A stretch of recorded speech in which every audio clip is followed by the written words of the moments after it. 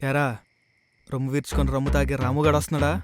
బాధపడుతూ భ్రాంతి తాగే గాంధీగాడు, వాడ్కా తాగి వాంతులు చేసుకునే వసంతగాడు, షైన్ అవ్వడానికి వైన్ తాగే జైన్ గాడు, ఆడుతూ 1/2 లీటర్ విస్కీ తాగే అరవింద్ గాడు, టకీలా తాగి షకీలా కావాలనే శశాంక్ గాడు.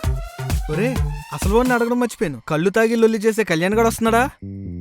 ఈసారి పార్టీ ఎరగదిద్దాంరా. ఈ 10 days ఫోన్ యూజ్ చేయకూడదేమో. చూసావా?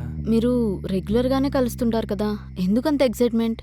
ఎక్కడా, ఈ జాబ్స్ వల్ల ఒక్కోళ్ళు ఒక్కో చోట సెటిల్ అయ్యాం. ఎప్పుడన్నా ఇలాంటి పార్టీస్ ట్రిప్స్ అన్నప్పుడే అందరం కలిసేది.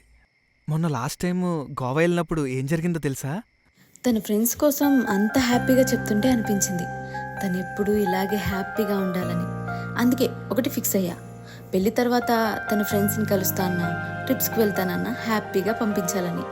కొంచెం బెట్టు చేస్తాను అనుకోండి, అయినా సరే ఒప్పేసుకుంటాను.